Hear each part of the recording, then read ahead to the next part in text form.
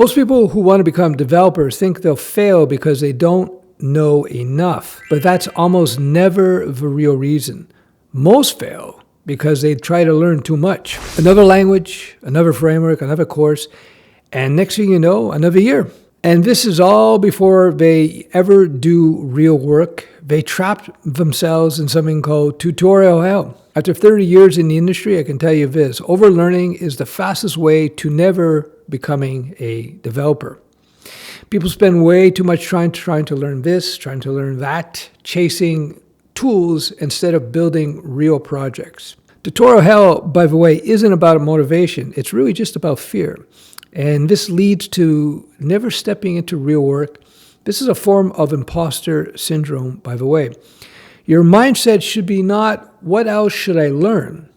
It should be, what is the minimum I need to know to start doing real work? You're not going to build the next Instagram right out of the gate. You're not going to build the next large language model, but you can set up a basic website.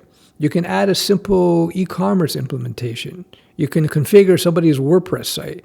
You can integrate a chatbot using GPT or Gemini. That's real work, and real work is where developers are actually made, or I could use a little cliche, it's where developers are actually developed. After decades of being in the software industry and mentoring many people, the most important skill I've seen isn't a language, it's not a framework. It's something I call the nerd eyes. So nerd eyes means understanding the landscape, not about memorizing syntax or tools. It's knowing when to use the tools, when to use a language, a particular framework, a content management system, or maybe to integrate an AI. It's not about obsessing all of them, over all of them, trying to know all of them, just knowing when it makes sense to use one of these things. You don't need to master everything. You just need to see the terrain, the development terrain, well enough to make smart decisions. And ultimately, that's what developers are paid to do. When you zoom out, technology falls into two broad categories. Number one, the fundamentals. These are non-negotiable. Things like the web stack, JavaScript fundamentals, data flow, state management, basic system design. These things, by the way, they don't change much and they compound over time, meaning the deeper your understanding of the fundamentals, I throw in design patterns and refactoring as well, the deeper you understand all these things, the better a developer you're going to become and the faster you're going to become.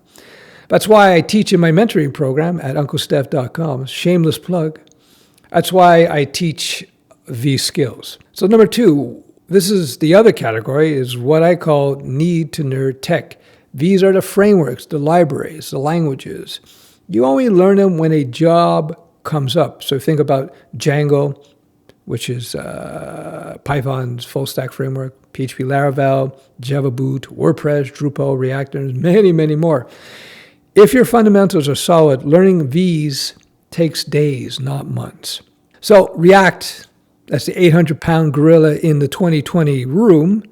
React isn't magic. It's not a career move anymore. It's just another tool that you may learn depending on the job. This has shifted already. Now I'm recording this in 2026. This shifted in 2025. I like to use combat sports as an analogy for this. I used to do a lot of that. The fighters who improved the fastest weren't the ones watching training videos or hitting heavy bags or doing drills. The ones who became better fighters were the ones who actually got in the ring sooner. Software works in exactly the same way. The people who start building projects, even imperfect ones, small ones, become professional developers far faster than the ones who keep studying. The reality is there is no developer alive who knows more than, say, 1 or 2% of the technology that exists. And that's being very generous. I spent, for example, years as a Java developer, built my own framework, took several products to market, and even then, I just used a small subset of the Java ecosystem, let alone the development ecosystem. This has not changed. So here's the rule. Don't overlearn. Once you build a responsive site, one real project, one thing that works, that's enough. By the way, as a professional developer, you're allowed to take on jobs where you only know part of the stack, as long as you got your fundamentals down there. That's normal, by the way. That's how the industry actually works. Overlearning trying to learn this or that or the other thing. It feels safe, I know. But it's the slowest path to becoming a professional developer.